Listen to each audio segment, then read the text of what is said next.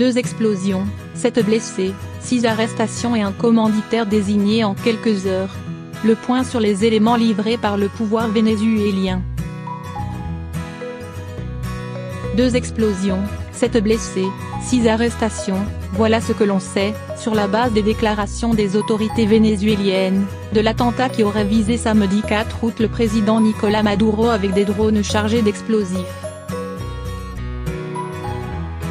Une version sur laquelle planent de nombreux doutes. Attaque à l'explosif C4. Le ministre de l'Intérieur et de la Justice, Néstor Reverol, a affirmé dimanche que l'attentat supposé contre le chef de l'État avait été commis grâce à 2 drones chargés chacun d'1 kilo de C4, un puissant explosif militaire, capable, selon lui, de faire des dégâts dans un rayon d'environ 50 mètres.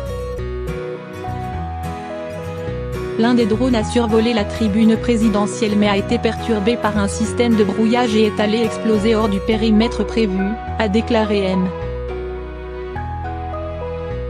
Reverol.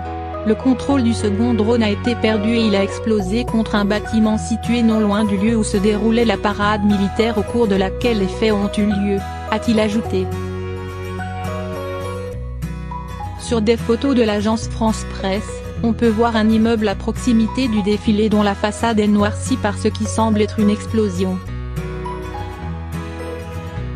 J'ai pu observer comment le drone qui filmait la cérémonie a explosé, a déclaré samedi soir le procureur général Tarek William Saab sur CNN en espagnol, contredisant le ministre de l'Intérieur, qui a affirmé que les 2 engins étaient pilotés par des terroristes. Une mystérieuse revendication. Un mystérieux groupe rebelle, qui serait composé de civils et de militaires, a revendiqué l'action, dans un communiqué diffusé sur les réseaux sociaux. Nous ne pouvons pas tolérer que la population soit affamée, que les malades n'aient pas de médicaments, que la monnaie n'ait plus de valeur, que le système éducatif n'enseigne plus rien et ne fasse qu'endoctriner avec le communisme, assure ce texte, signé du Mouvement national des soldats en chemise, jusque-là inconnu. L'incident est survenu dans un contexte social et politique tendu, alors que tous les voyants économiques du pays sont au rouge depuis des années. L'inflation pourrait atteindre 1 million de % fin 2018, selon le Fonds monétaire international, FMI, et le PIB devrait s'effondrer de 18%. Aliments, médicaments ou biens de consommation courante, la pénurie est généralisée et les services publics, des soins à l'électricité, en passant par l'eau ou les transports, se sont fortement dégradés. 6 arrestations. Nous avons jusqu'à présent 6 terroristes et tueurs à gages arrêtés, plusieurs véhicules saisis, des perquisitions ont eu lieu dans divers hôtels de la capitale, où des preuves accablantes ont été découvertes, a affirmé M. Reverol. Le ministre a déclaré que les exécutants et les planificateurs de l'attaque, à l'intérieur et à l'extérieur du pays ont été entièrement identifiés et que d'autres arrestations ne sont pas exclues dans les prochaines heures. Selon le ministre de l'Intérieur, l'un des interpellés était visé par un mandat d'arrêt pour une attaque terroriste contre une base militaire à Valencia, à l'ouest de Caracas, le 6 août 2017.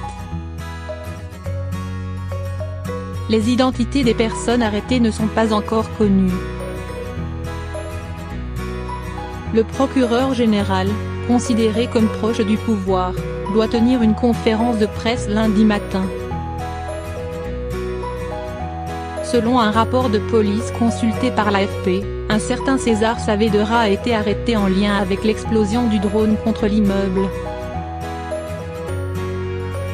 Un commanditaire supposé, le président colombien. Je n'ai pas de doute que le nom de Juan Manuel Santos, le président colombien, est derrière cet attentat, a déclaré le président Maduro, évoquant aussi des financiers non identifiés qui résideraient en Floride, aux États-Unis. À Bogota, le gouvernement a qualifié d'absurde l'accusation contre le président Santos. Je peux dire catégoriquement qu'il n'y a eu absolument aucune participation du gouvernement américain là-dedans, a de son côté déclaré John Bolton, le conseiller à la sécurité nationale du président américain, Donald Trump. 7 blessés. 7 militaires ont été blessés et hospitalisés à la suite de l'attaque, selon le ministre de la Communication, Jorge Rodríguez. L'un d'entre eux, capté par le photographe argentin Marcos Salgado, a été évacué par des camarades, la tête ensanglantée.